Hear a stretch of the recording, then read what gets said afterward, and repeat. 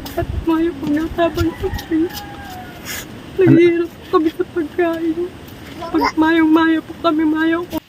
Magandang araw po mga ka-rides. Nandito po tayo ngayon sa Zone 1, Cararayan, Naga City para pupuntahan si Ate Mylene na 2 beses na po na byuda.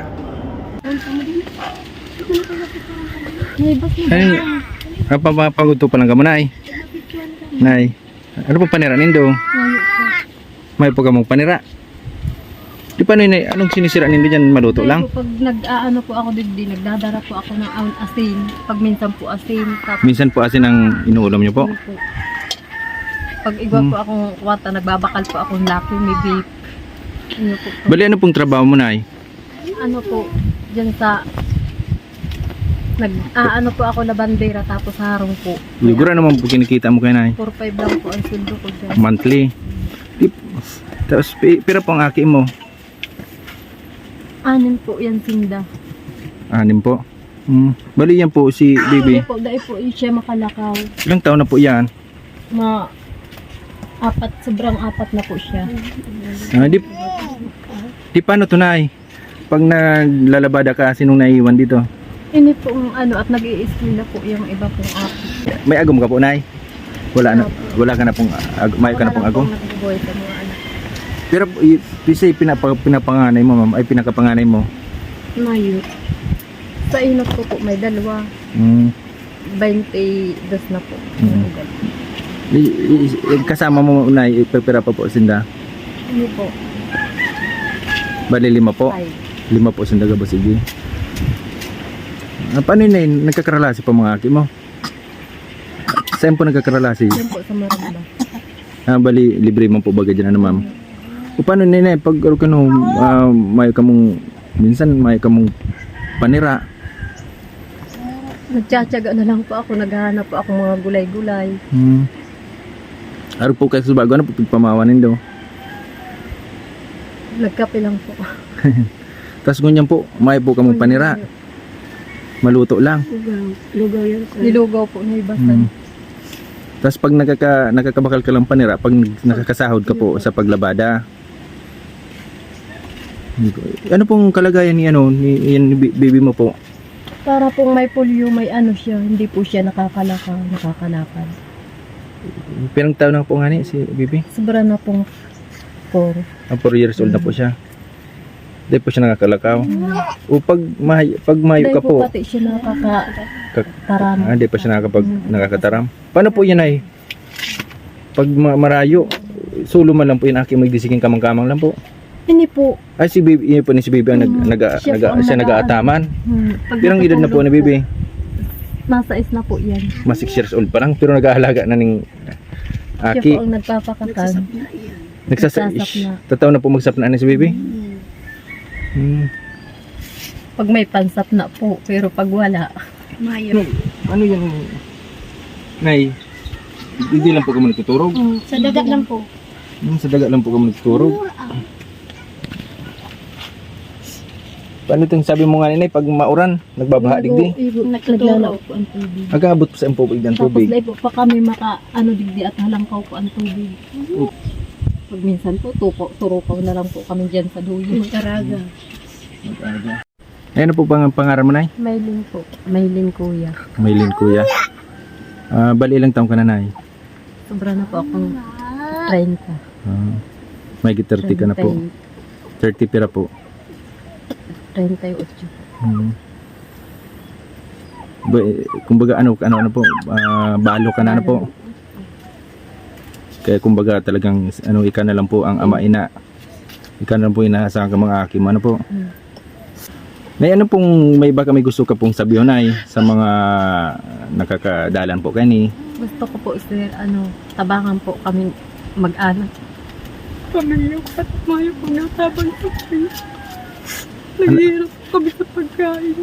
Pag mayong-mayo po kami, mayo ko nga atakakon. Pag minsan po napapaiyak na lang ako. May po nagtatabang sa indo, Nay? Anong oras, Nay? Anong oras pala, Nay, ang laog mo po sa trabaho?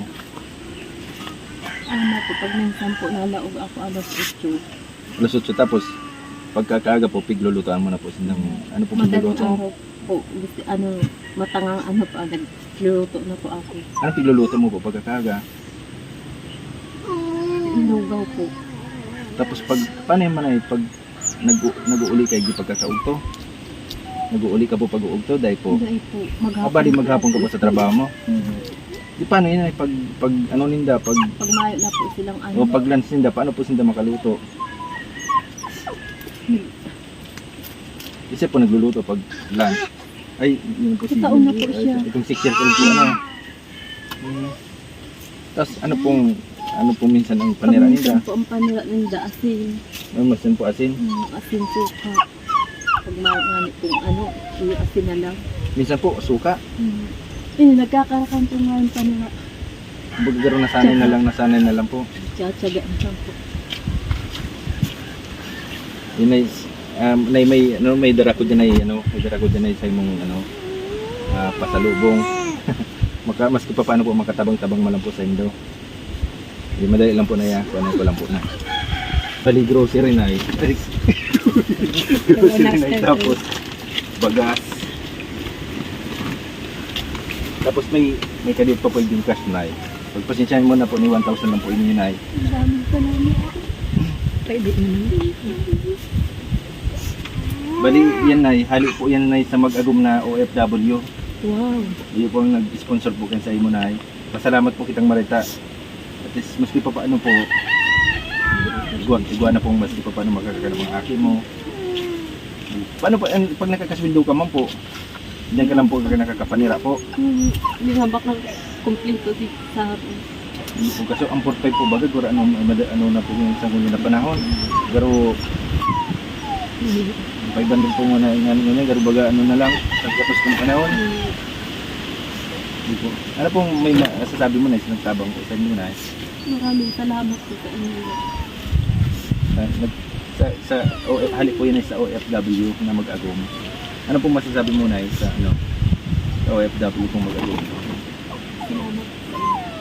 Yun, salamat na maray po da. Salamat po.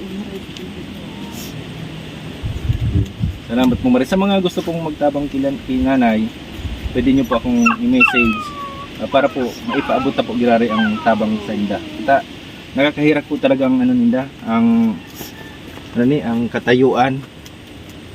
Ano po gani, gwapa po siyang gwapa po siyang aking disabled po. 4 years old na po pala niya, tayo pa po nakakataram, tayo pa po nakakalakaw. Tapos pag nagtatrabaho po si nanay, siya lang po hindi maghapon, kaibanan lang po itong aking 6 years old, ang ibang po, nagkaklase man po. Kaya talagang makahirap man po talagang kalagayan ng nanay. Tapos biyuda, may na po siyang agum.